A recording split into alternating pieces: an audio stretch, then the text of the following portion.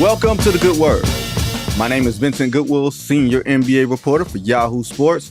We're part of the Ball Don't Lie podcast. Get us wherever you get your podcast. It is late Sunday night. I am live in Boston, where the Celtics took a 2-0 lead in the NBA Finals over the Dallas Mavericks. I am joined tonight, by my good friend, your man, our man, Dan Devine. How you doing, Dan? I'm doing great, man. I'm doing a hell of a lot better than the Dallas Mavericks. They're going back to Dallas with getting lumped up a little bit and 2 games away from a long summer. So at least I don't got that going for me, which is nice. I mean, I wish I had a long summer. Well, listen, don't look too far ahead. It might be right around the corner here, man. We got to see. I mean, if the way the structure of these games went in Boston, if that carries over to Dallas, we might not have too much longer to go either.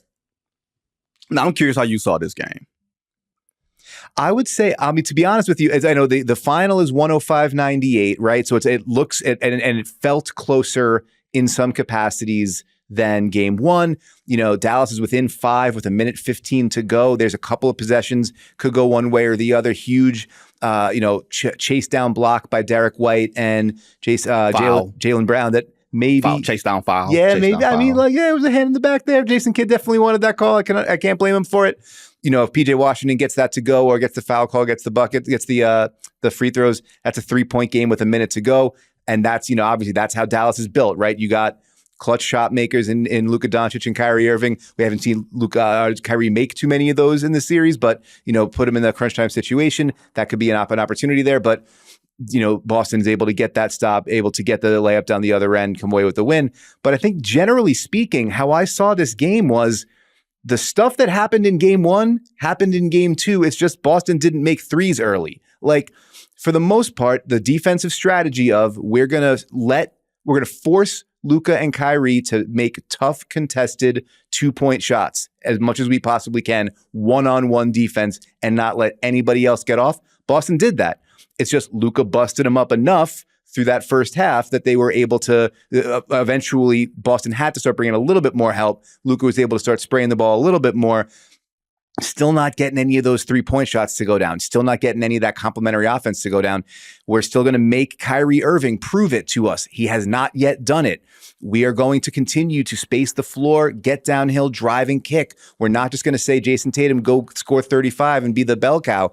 Be that downhill facilitator. Him and Jaylen Brown combined for 19 assists in this game. Like all of the terms of engagement that Boston set in game one carried over to game two. So the final score looked different. If not for 1 or 2 plays, one way or the other, it could have shaken up. But I think what we've seen is, yes, Boston can win these games with 16 threes, but now we know they can win it not hitting 16 threes. And I think if you're a Dallas Mavericks fan, that's got to be a little bit concerning. Well, I see it slightly different. I feel like this was a game that Dallas, ultimately, if they lose this series, they will look at this and say, game 2 is the game that we should have stolen. Absolutely. It was on the table for them. Like, there were some swing plays, and I asked Kyrie Irving about it after the game. He said, you know what, that's just being in the garden. Remember at the end of the third quarter, pushing the lead back down to a manageable 6, right? And then Peyton Pritchard, walking Tommy point, right? Pulls a 3-pointer out of his ass, back up to 9. That's a huge difference between 6 and 9 entering the fourth quarter. I think it was 83-74. Then you had the Jrue Holiday masterpiece of a play where jumping the passing lane, it's a risk of the 8-second violation and everything else. Boom, gets the steal, throws everything off kilter, hits a 3. All of those things, those little bitty things, the margins seem to add up all in Boston's favor. Yet and still, this was a pretty close game with a minute left. Now, granted, Dallas was stalking the entire time. You never got the feeling that they were in control of the game. You never got like you said, Dan, the terms of engagement were being dictated by Boston. Everything from the point of attack defense to not having to overhelp and overcommit. Like, you can see the true difference between Minnesota's defense and how they had to play Luka Doncic and the way that Boston plays against Luka Doncic. You're not getting those advantages. You can finish above the rim. You're not making Boston have to make decisions.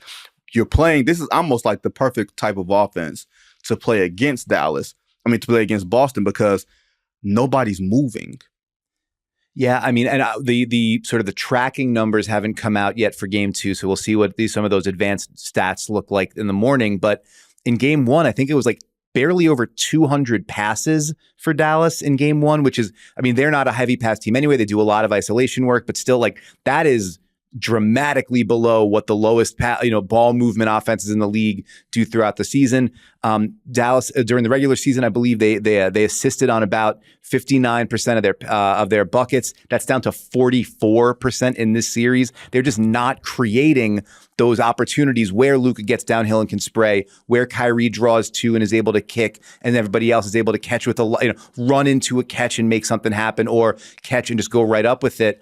And I think one of the big sort of the easy way to look at it is Boston has taken 68 spot up shots in this series. So Tatum, and you could picture it, right? Close your eyes. It's Tatum beating a guy off the dribble, Jaylen Brown beating a guy off the dribble, Jrue Holiday, Derek White, insert Celtic here, beating a guy off the dribble, 2 feet in the paint, defense collapse, kick, shot. Make or miss, but that's a good shot. Those are rhythm shots that Boston wants to create. In both games, so 34 of those in game 1, 34 of those in game 2. In 2 games, Dallas has created 28 of those. Fewer in 2 games than Boston has had in either games 1 or game 2. And so that is like, and when those shots are getting created, you saw it earlier tonight, like when, as I mentioned earlier, Luka is doing enough beating you up off the dribble and beating you up one-on-one, hitting those ridiculous turnaround fadeaways. Like eventually Boston does bring more help, does start to show 2 on the ball.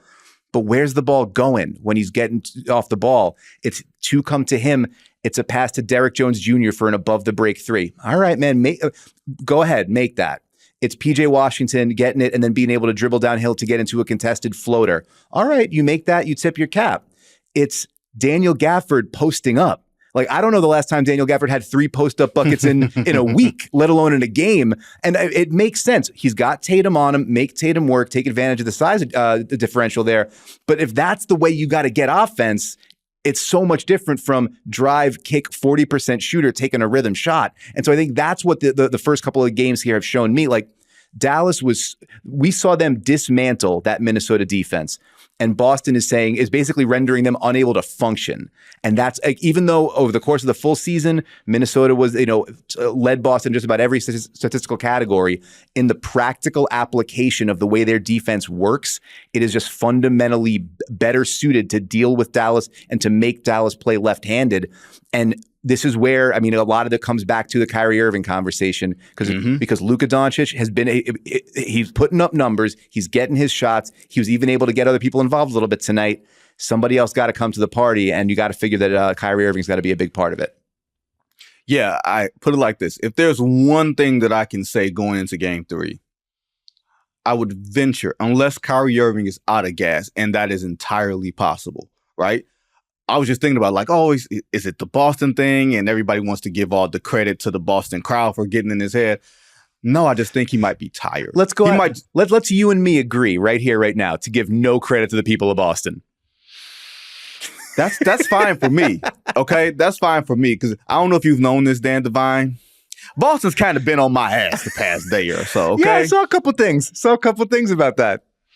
Not just Boston, because It's Boston and you're a conversation starter, Vinny, and we love that about you. A shit starter, that's fine. I can take all that. I ain't tripping, right? But to the Kyrie point, tonight I felt like Kyrie got better looks. I thought he had decent looks in game 1. I feel like tonight he had better looks, especially at the rim, but he just couldn't get it going. You know what I mean? Like the length. I'm wondering if Kyrie being the smallest player on the floor, even though, Jrue Holiday's not necessarily tall, but he's 6'4", long, stocky. Derek White is light in the pants, but long, springy, got hops, as we saw against, PJ Washington. Like, it's just length and it's hands, and you're wondering, man, is this the point where the deficiencies of this type of offense is going to come to bear? Like, Kyrie's going to play better, right? He's going to shoot better. He's going to hit shots. He hasn't hit a 3-point shot this series. I guarantee you that changes in the first quarter of game 3, right? But will that be enough considering what happens on the other side. If Jason Tatum gets going offensively, and if Kristaps Porzingis has another game like he had in game one, it feels like there are more paths for Boston to win than there are for Dallas to even get more than a couple games. Couple things on that, because I think you're right. I think what we're seeing so far is just like the Celtics don't need to have one guy go off. It can, it's a game of whack-a-mole. You plug up. Whack-a-mole? What the hell is that? It's like a arcade kind of game. You hit the little thing that pops up out of the hole with the hammer. Oh, okay, got you. You hit that, okay, and then cool. Another one pops up somewhere else. I thought you would give me some Two Americas. I was about to say, what the hell are you doing, Dan Devine? All right, plugging up a dam. I got you. No, I got it. Right. Once you said it, you have like the little hammer thing. You pop one, something else comes up. Got you. That's exactly I'm with right. You. We on the same page. There we go. In this case, one America right now, me and you. But yeah, so like the Celtics are a situation where you put one guy down, another one's going to pop up. They create problems in a lot of different areas. Dallas creates giant problems with two guys, and if you can mitigate one of them, you are in business. And I think, to your point, like Kyrie's going to play better. He's going to shoot better. I think it is entirely possible. You are right. But through 4 games against the Celtics this season, 2 regular season, 2 playoff, Kyrie Irving has 70 points on 31 for 80 shooting. He's 4 for 22 from 3 against the Celtics this year.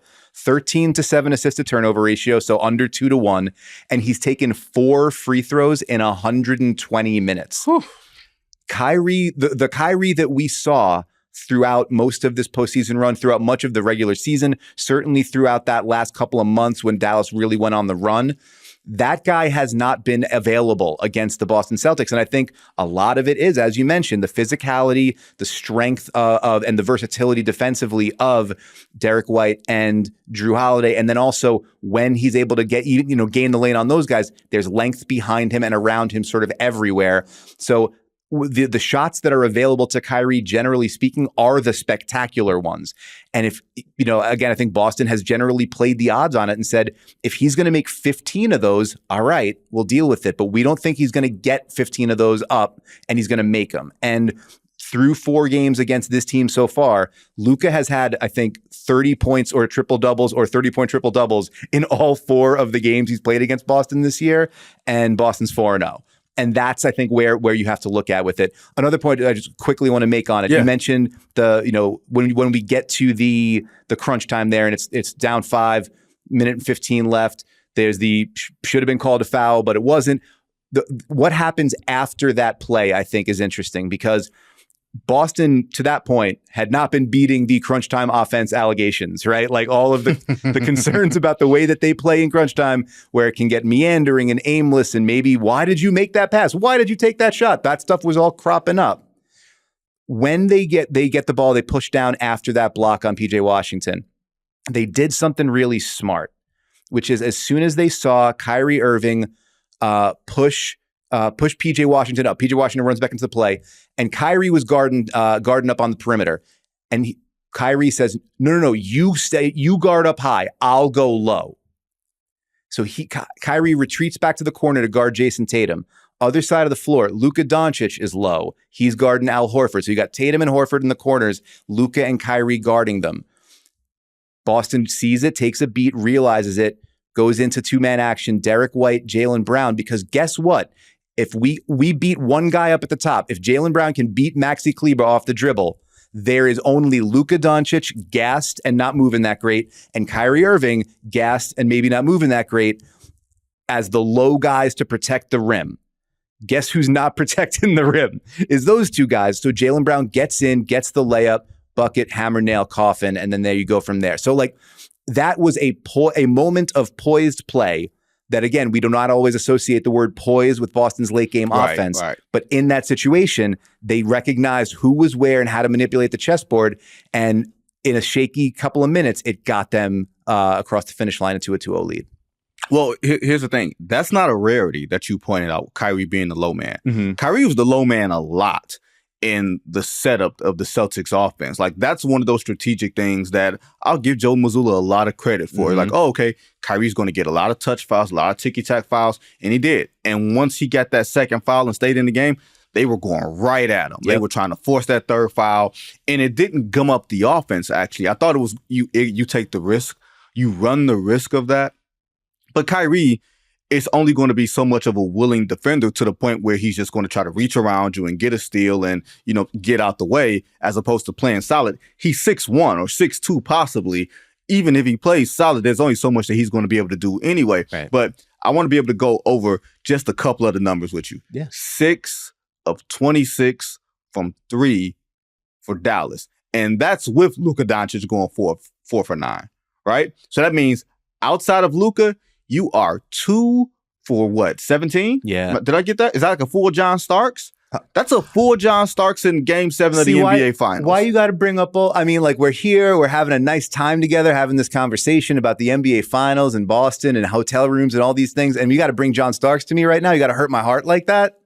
I'm sorry, you a Knicks fan? Oh, yeah. That was like... Were you a Knicks fan? I was 12 years old watching that, and my heart broke like you could feel it rip. That being said, all right, shouts out to John Starks, number 3 superstar. The point that you're making, though, you get especially a night where the Celtics do not have the touch, right? They open, I think, 1 of 9 in the first quarter. They're 3 for 15, I think, at halftime from 3-point land.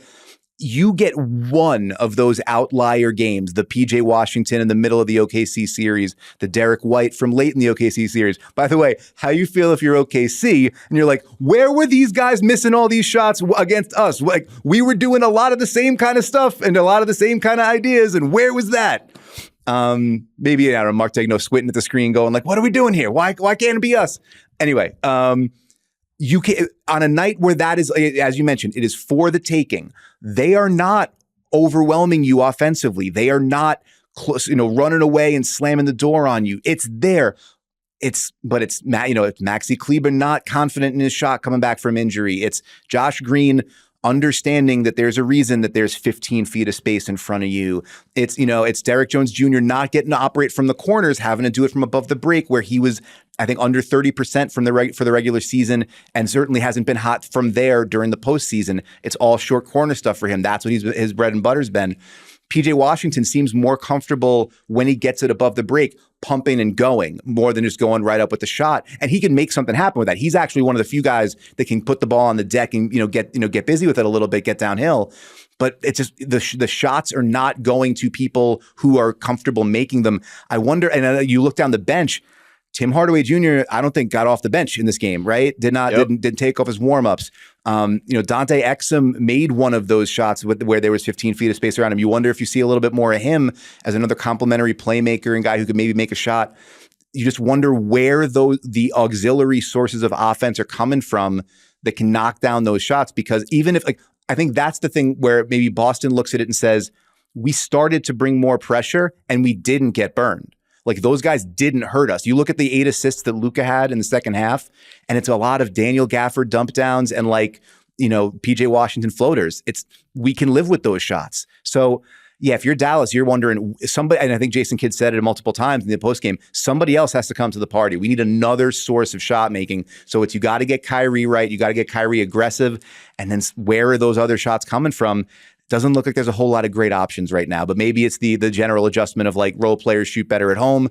They're going to have to hope for that plus to get back in the series, I think. Well, I think two things are kind of underserved in this discussion. Defensively, they've been actually pretty decent in Game 2. You held them to 105 points. They didn't shoot well from 3, but it wasn't like they just missed a whole bunch of wide open shots. Dallas was sound defensively. Jason Tatum looks like a batting average, 6 of 22. You know what I mean? That's where he's at right now. But Jason Tatum played, I believe, a good floor game. This looks like the finals he had in 22 against Golden State, except without full meltdown. You know what I mean? He had double-digit assist games, I think, in the 2 games that they won. I feel like he had 13 assists in one game and maybe 9 in the other. So, very good, Mr. Goodwill, because I looked this up, because tonight he had 12 assists, and I said, that's got to be a career playoff high. No. Game 1 against the Warriors in 2022, 13 assists. So without even looking it up right off the bat, look at this man. I'm an oracle of useless information, Dan Devine. I've told people this before. I can name every MVP from the year I was born. That's incredible. And not even blink. Like you can just name a random year and I will point and it'll just roll off the tongue very easy. Like it's almost 1 o'clock in the morning, so I'm not going to start doing that now. But we'll keep that parlor trick on deck. Maybe we do that when we're seeing one another in Dallas. Okay, how about this? It's because John Gennaro's probably going to lose his mind. Let's just give me 3, and I'll just give me 3, and I'll rattle them off for you. Sure. 1983. The year I was born. Well, that was Moses Malone, but that wasn't the year I was born. Oh, when were you born? 84. Oh, see, every time we talk, you're like, I think I'm older than you, but I am, in fact, 2 years older than you. All right. 87. Magic. 96. Jordan. 2002. Tim Duncan. All right. I mean, listen, I'm not going to sit here and tell this man that he can't do what he says. He says he's going to do something. He takes care of it. I think we got to have a lot of respect for that. Easy work. Now, speaking of easy work, right? Before we go to this break, I do want to touch on giving Jrue Holiday a lot of love here. Like in the same way that you talk about Jason Tatum doing all of the things except for scoring, Jrue Holiday is doing all of the things and scoring, right? He's making all these critical plays.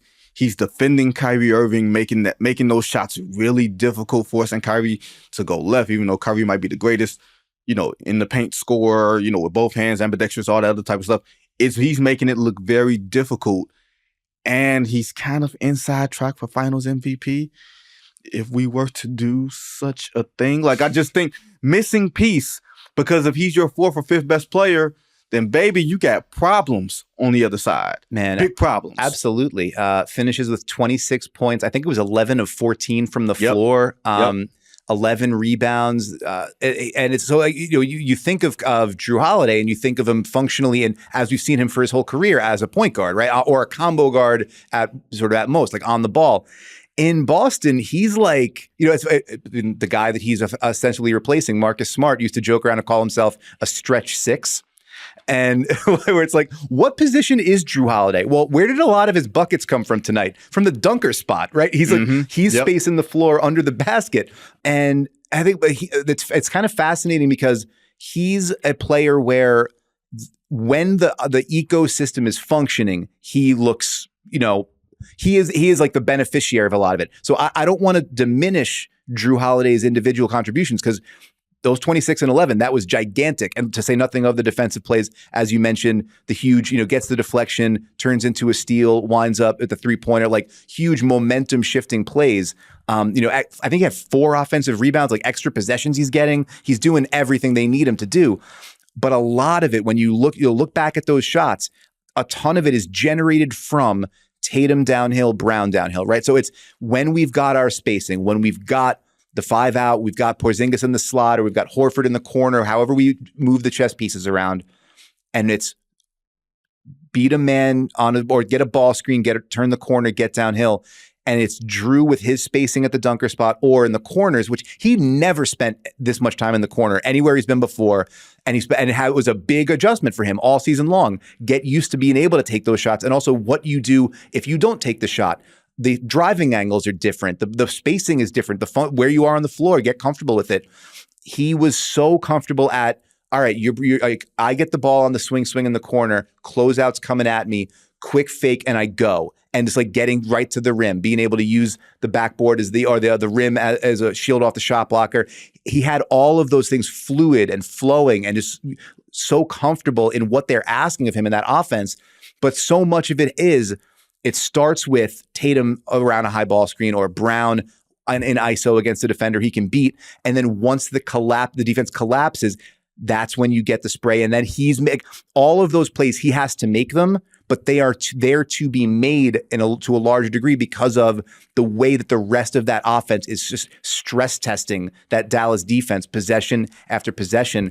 And you're absolutely right. Like, this has not been overwhelming Boston defense, overwhelming Boston offense. Dallas's defense played well enough to win in some of these games, but it is the challenge of dealing with all of those ways you can get broken down and then, 90 possessions at a time, 95 possessions at a time, it is a lot to deal with. And if you lose focus for a second, or if you lapse on a rotation for a second, if your low man's not ready for a second, all of a sudden Jrue Holiday is putting the ball in the basket and putting your defender back there with him. And so, yeah, absolutely sensational game from him that I think is like the kind of thing that if you wind up with like an Andre Iguodala MVP type situation, it certainly wouldn't be unwarranted. Jrue Holiday has played sensational, but I think it's also a manifestation of this is what this team looks like when it's cooking, and it provides those opportunities for other guys. And Jrue Holiday has absolutely taken advantage of them. Yeah, I don't know if it's going to be that, because it could wind up just being Jaylen Brown. Yeah, it could wind up being Jason Tatum if he turns it around, but. Anything can happen. A lot can happen over the next couple of games as we go to Dallas. And when we come back, we're going to talk about the next 2 games in Dallas and what, if anything, they can do to change the fortunes. You're listening to The Good Word here on Yahoo Sports. Welcome back to The Good Word. Of course, you guys know the numbers. If you go up 2-0 in the NBA Finals, 86% of the time, you're going to win the series. We've seen it go in the other direction, most notably in 2016. The Cavs come back from down 2-0, down 3-1 to beat the Warriors, Game 7, all that type of stuff, right? Kyrie Irving brought up that tonight with Dan Devine. Kyrie Irving brought that up. He said, I did not play well in the first 2 games of that series, and I turned it around. And I didn't remember Kyrie having a bad game 1 and 2 against Golden State in that series. I looked it up. He was like 7 of 22 in one of those games. I was like, oh, okay. And then he had like the master opus, the 40-point balls against Klay Thompson and, busting Steph's ass and everything else. All right, cool. Can they depend on that? Or is there another route? Is there another, maybe we can get downhill and break off Derek Lively and Gafford and start finishing over the top of the defense again? Or is that route completely closed? I don't think it's completely closed, because I think we saw enough, or at least enough success at that. It requires like Luka being a battering ram for a quarter and a half, right? And that was effective. I think it was Luka had 23 points in the first half, and then in the second half it was only 9, but then he had 8 assists. So like it did open up the playmaking game. The question for Kidd though is like, how do we manipulate the pieces so that if we're able to get Luka pound downhill enough to force Boston to bring more help, so that when those passes go out, it's like, instead of it being a kickback to Josh Green, it's a kickback to Kyrie Irving, right? Like, how do we move the pieces around enough to where you get, or if you're moving, you're able to get Luka with that space, it's to create a corner shot for those guys, like a more comfortable in their game shot for those guys. And I think, Kidd had mentioned that after the game, like that's where we need to go. And then also the other part, like, don't turn the ball over, right? Like, it doesn't look like, it doesn't pop off the screen like 15 turnovers. It's not a gigantic number. But it's that, I think 10 of it's when they happen. They're timely, absolutely. They're timely, and then also it's the nature of them. It's not like we throw the ball into the 15th row. 10 of those 15 were live ball turnovers. Boston had 10 steals in this game, and they scored. I looked this up, cleaningtheglass.com. 2.17 points per possession after a steal. So basically every steal, guaranteed bucket, and sometimes you were getting the hook on the 3-point shot. So like those are absolute killers, especially when your offense is not functioning at the level you want it to. You can't afford to give them, you finally got them in jail a little bit off on defense, or you're slowing them down. You can't give them the easy life. You can't let them, it's the pick sixes from Jaylen Brown in game 1. You can't let them just get downhill and be dunking the ball that way. So there's room to clean up. There's room to clean up the ball possession. That obviously Dallas has been a fantastic turnover avoiding team all season. That's part and parcel of the way that Kyrie and Luka can dominate the ball, and how comfortable you feel with them generating something good. So there's clean up that. It's got to be like, hey, this is not satisfying analysis.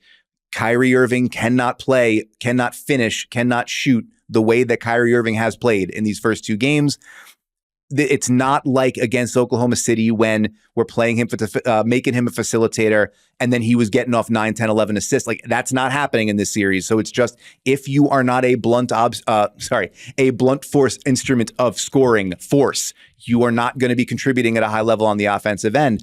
And so that, like, they need that from him. They can't just be Luka pounds for a quarter and a half, and then we hope for the best. Kyrie has to pick up the slack when Luka goes to the bench. He's got to score in those lineups, especially when Boston's not hitting shots. So yeah, we have not seen Dallas's best game offensively. Boston obviously has a ton to do with that.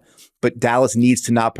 Jason Kidd often talks about with Luka, you got to participate on defense, right? You got to be an active participant. They got to participate in their own salvation on offense. Can't have stupid possessions. Can't have empty possessions. Can't throw the ball all over the place. And when you get those rare clean looks against the Celtics defense, you got to cash out. You cannot squander those opportunities because you're just not going to get that many of them.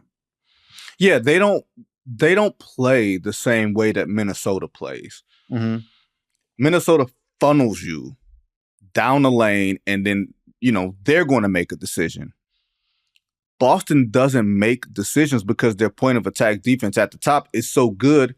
Nobody's going to be in rotation. Nobody's going to overhelp. Nobody's going to overextend themselves to get away from shooters.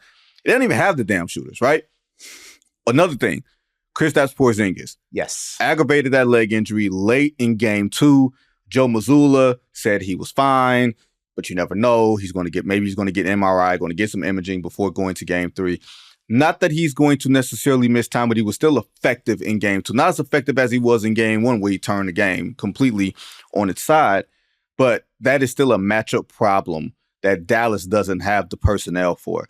If he's 70% or 60% or whatever it is, that would be really encouraging for Dallas, because it's one less thing that they have to worry about. Because you do know this, Dan, sooner or later, the Jaylen Browns, the Jason Tatums, all those dudes are going to start hitting shots. And they're not hitting shots right now. You better hope and pray that those dudes don't find the range and them loud ass rims in Dallas, because they got to have a microphone in the back of the backboard where you can hear, or you hit a clank.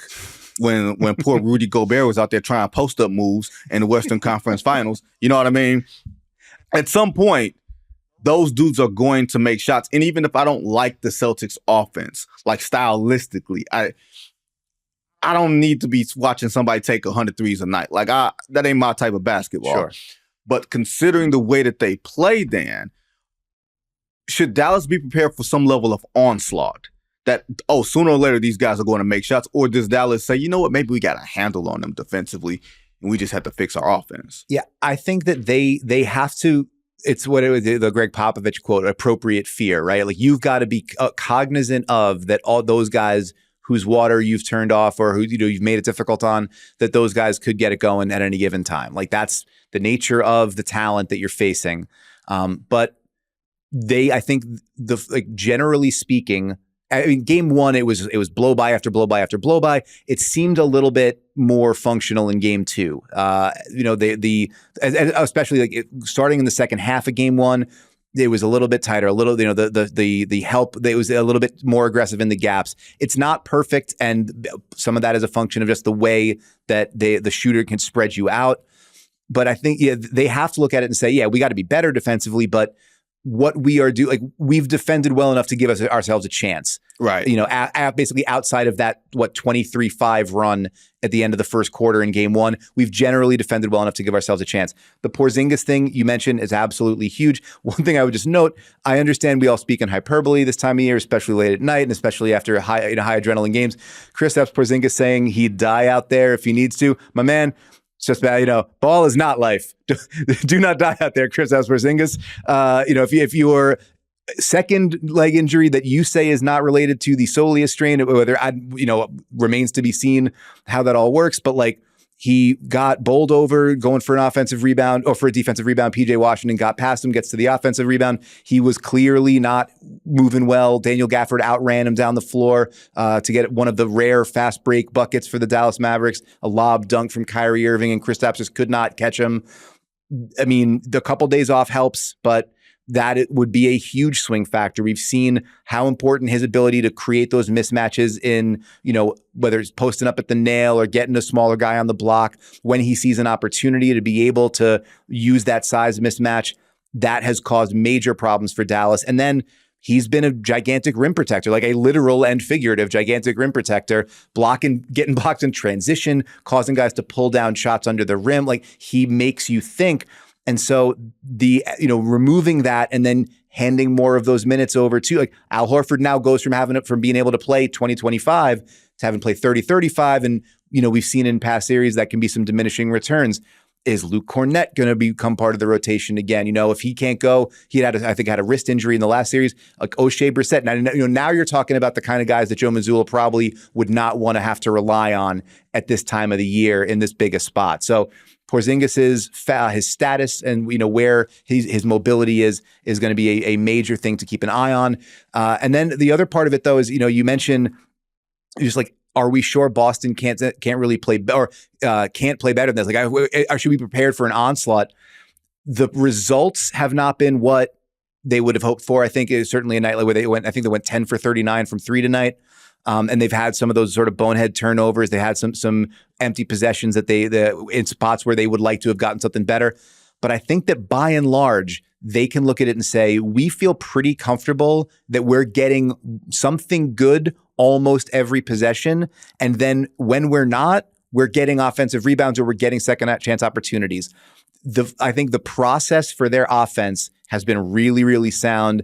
And even if it hasn't been elite point production for these first couple of games, it's been more than good enough to win. So to me, I think Dallas has to look at it and say, our job one has to be, it can't look like this on offense. It's got to look better than this on offense. Through the first two games of this series, the Mavericks have barely scored 1 point per possession.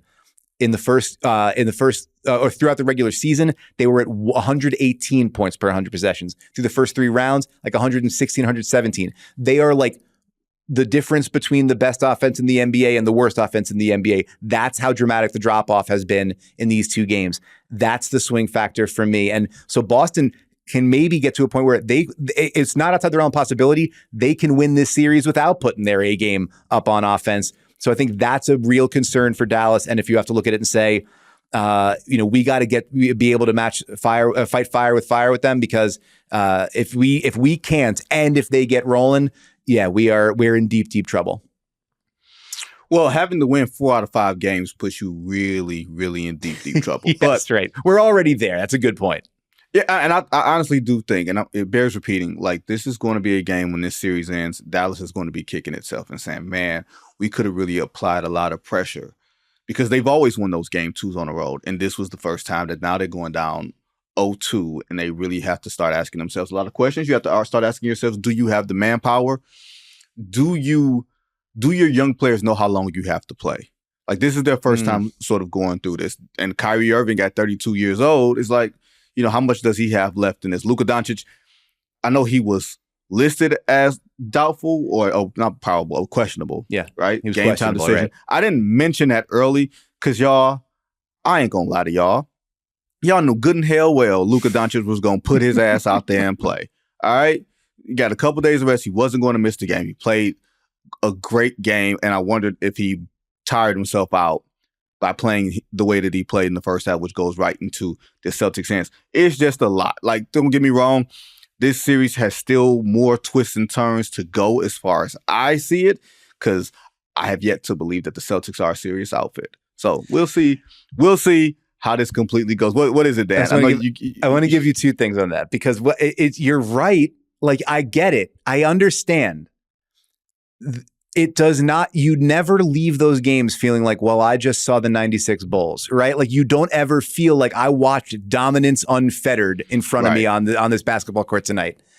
And yet, since the ball went up in October, they are 78-20.